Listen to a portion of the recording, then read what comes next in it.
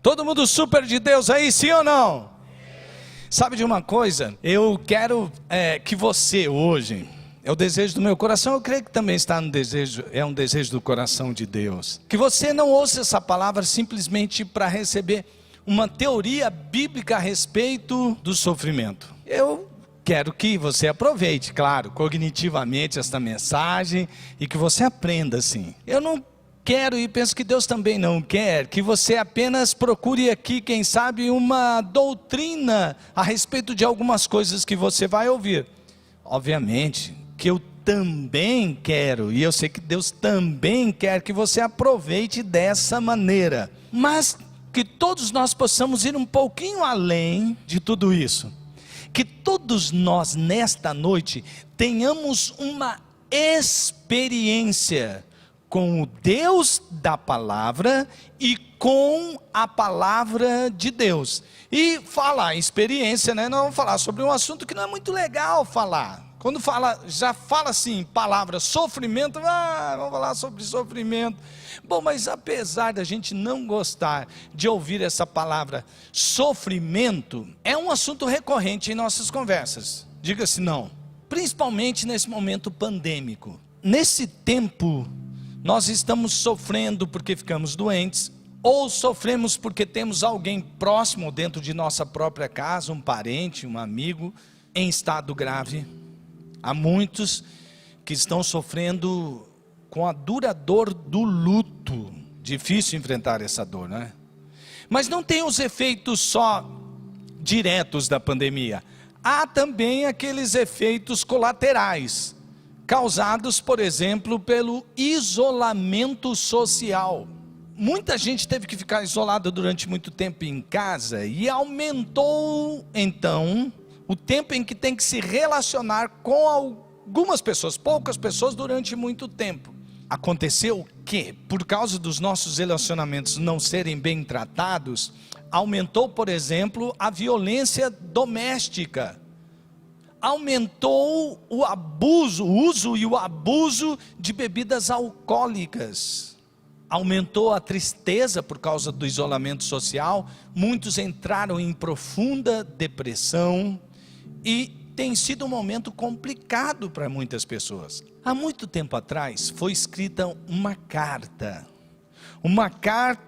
ao povo hebreu, que havia se convertido à fé cristã e sofria muita, mas muita perseguição. A carta aos hebreus foi escrita exatamente para dar resposta a como enfrentar o sofrimento das prisões, das torturas e muitas mortes, sim, que eles passavam por causa da perseguição, sem perder a fé e a esperança, pois uma parcela daquela comunidade cristã já estava abandonando a fé para não passarem mais por toda aquela perseguição. Permanecer em Cristo, permanecer em Cristo, permanecer em Cristo foi a resposta do autor aos hebreus. Ele disse: vocês que estão abandonando a fé para não serem perseguidos, vocês estão abandonando a própria vida. Mesmo porque, irmãos, não é o fato de uma pessoa não crer no evangelho que ela não vai sofrer.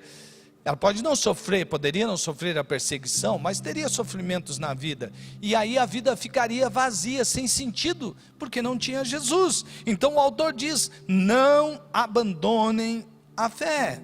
O texto aqui está dentro de um contexto onde o autor, por isso algumas vezes ele é confundido como Paulo, por exemplo, né? Alguém diz: foi Hebreus que escreveu, foi Paulo que escreveu aos Hebreus.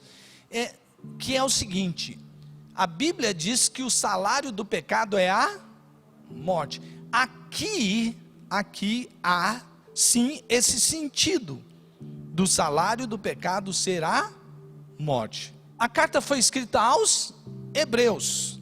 Existia um sistema de sacrifícios dos judeus, que constava pelo menos, tinha assim uns 5 tipos de sacrifício lá para os judeus. Mas em síntese, era assim: tinha um pecador que tinha um sacrifício para oferecer por causa do pecado que cometeu, tinha o templo e tinha o sacerdote. Percebe? O pecador, o sacrifício, a oferta de sacrifício, o templo e o sacerdote. É nesse contexto que o autor aqui está explicando por que é que o diabo perdeu o poder da morte. Não é exatamente que o diabo tinha o poder de dizer, agora eu vou matar esse ali, e vai lá e mata. Não é.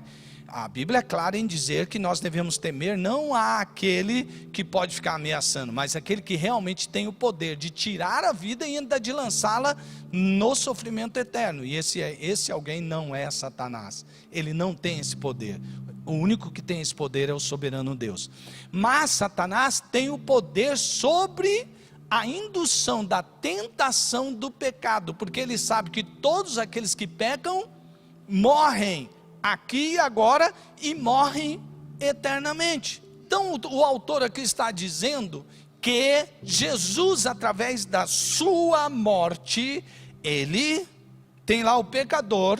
Jesus então é o sacrifício, ele se sacrifica em uma cruz, ele derrama o seu sangue lá na cruz, ele paga o preço do nosso pecado, ele anula a dívida do pecado, ele anula a condenação do pecado, que é a morte, através do que? Da sua morte.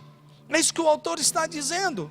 Então ele está falando assim, Jesus ele passou por isso e ele foi aperfeiçoado. Então o sofrimento, claro que ele tem o poder também de aperfeiçoar. A partir do momento que você crê em Jesus, você pode ter a convicção de que quando você fechar os seus olhos aqui, morrer aqui, fisicamente, quando você abrir os seus olhos, você vai estar aonde? Na eternidade com Jesus. Então você não precisa temer a morte.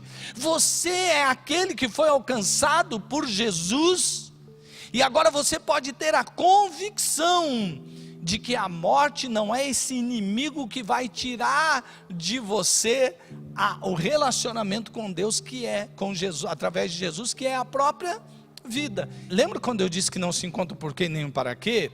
E às vezes o sofrimento tem resultados desastrosos. A pessoa começa a sofrer demais, ele já começa, puxa, eu preciso me livrar desse sofrimento, é o que estava acontecendo ali. Quando você está sofrendo, além do poder, porque uma coisa vai estar ligada à outra, o que você mais precisa?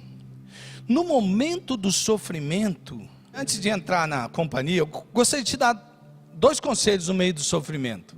No momento do sofrimento, seja autêntico e honesto. A autenticidade o ajudará a não querer imitar a outra pessoa que você admira muito diante do sofrimento. O fulano passou por esse sofrimento, olha como ele reagiu, eu vou ser igual. Como modelo, tudo bem, mas não tente imitá-lo, porque cada um tem um limiar de dor e de resposta a esse sofrimento. Não diga o que você não quer dizer, seja honesto e sincero, sendo autêntico e honesto. No meio do sofrimento, você encontrará a resposta eficaz para o seu sofrimento. Porque afinal, o que todos precisamos no momento do sofrimento é de alguém a quem possamos recorrer, e que esse alguém tenha poder para nos recorrer e seja o quê? Solidário com a nossa dor. E por que eu estou dizendo isso? Porque eu estou dizendo que em meio a sofrimentos profundos, quando a gente não encontra ninguém ao redor para ajudar, a gente entra numa descida muito triste e desastrosa. A dor se torna mais sofrível ainda. E o que a Bíblia está dizendo aqui? A Bíblia está dizendo que um dos propósitos, ou talvez dentro do propósito principal, mais abrangente, Jesus se fez um de nós, porque Ele, como Deus e inteiramente como Deus, claro que poderia conhecer, porque Ele sabe de todas as coisas. Mas agora ninguém mais pode acusar Deus de dizer, é fácil o senhor ficar aí de cima e mandando o que a gente tem que fazer. Não é isso que a gente faz para o cara que manda você fazer uma coisa que ele não faz? né? Não pode mais, sabe por quê? Deus deixou a sua glória e se tornou carne e osso, como nós. Ele se tornou como um de nós, e agora Ele sabe o que é o sofrer humano, não apenas porque Ele conhece todas as coisas, mas porque Ele experimentou os sofrimentos que nós experimentamos. Quando você é tentado a desistir da própria vida, por causa do sofrimento, o Senhor Jesus está bem ao seu lado para dizer: eu estou aqui para socorrer. Quando você está dizendo assim: puxa vida, eu não tenho ninguém que pelo menos ore comigo, que eu sinto que está intercedendo pelo meu problema, Jesus está dizendo: eu entendo o que você está passando. Sabe por quê? Porque quando eu estava para passar pela crucificação, eu precisei de amigos para interceder comigo, mas eles dormiram, eles não intercederam comigo. Eu sei o que você está passando quando você passa pelo abandono.